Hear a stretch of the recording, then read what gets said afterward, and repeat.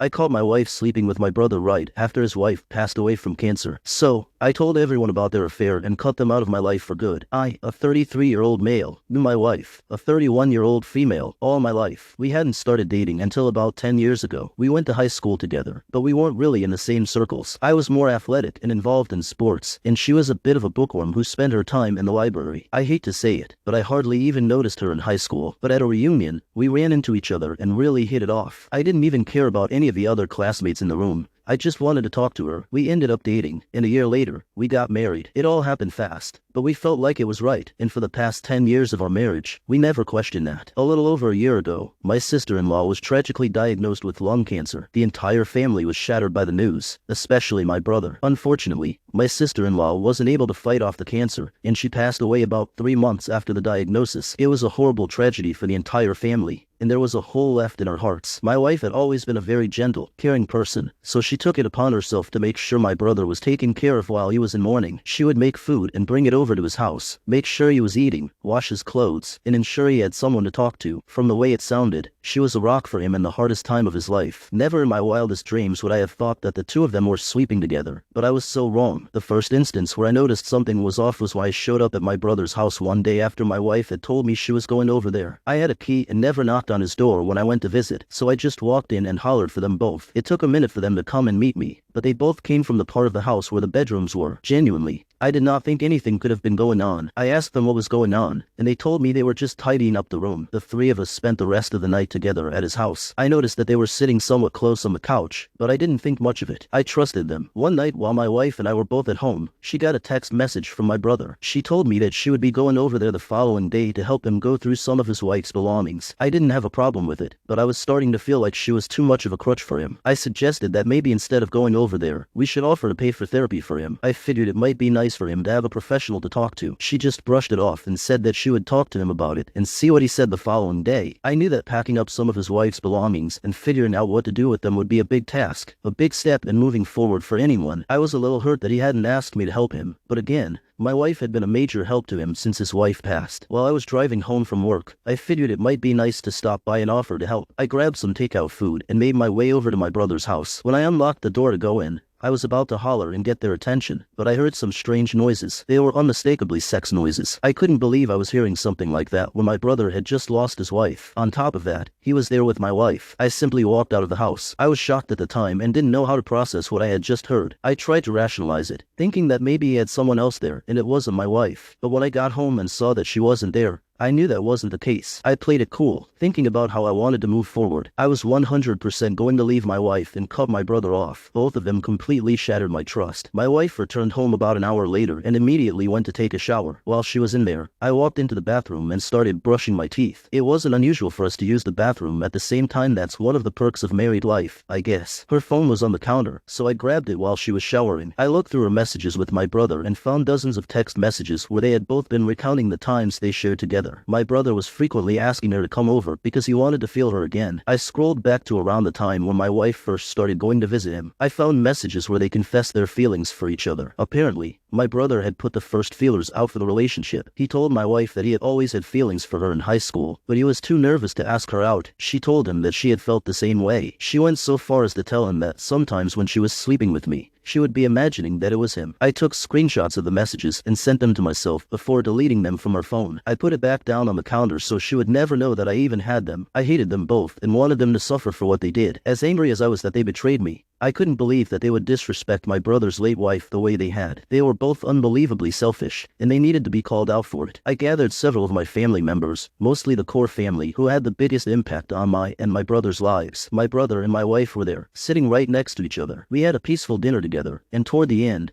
I just outright told everybody what I discovered. My brother and wife tried to make it seem like I was crazy and nothing was going on. Then I pulled out my phone and read off quotes from the screenshots. They looked horrified as I read the messages. My mom asked my brother if what I said was true, and I could hear the sadness in her voice. Everybody yelled at both of them for how disrespectful it was to my sister-in-law. It hadn't even been 6 months since she had passed away, and he had started an affair with his sister-in-law. Everybody asked questions, and we found out that the affair started 2 months after his wife died. It was unbelievable to hear. Everybody was yelling at at them, telling them they were selfish and cold, and that they didn't want to see them. My parents didn't think I handled it the right way, but they were glad I told everyone about it. They had all been feeling very sorry for him and his grief, but he was clearly not mourning in the same way as them. In the end, I divorced my wife, and I'm happy now without her. She didn't ask for anything in the divorce, and if she did, I had enough evidence of her affair that she wouldn't have gotten it. Almost all of my family is extremely angry with my brother, and he hasn't been invited to any gatherings or events since they found out. I don't know if people are going to come around and forgive him or if he's going to stay in the doghouse. All I know is that I never want to see either of them again.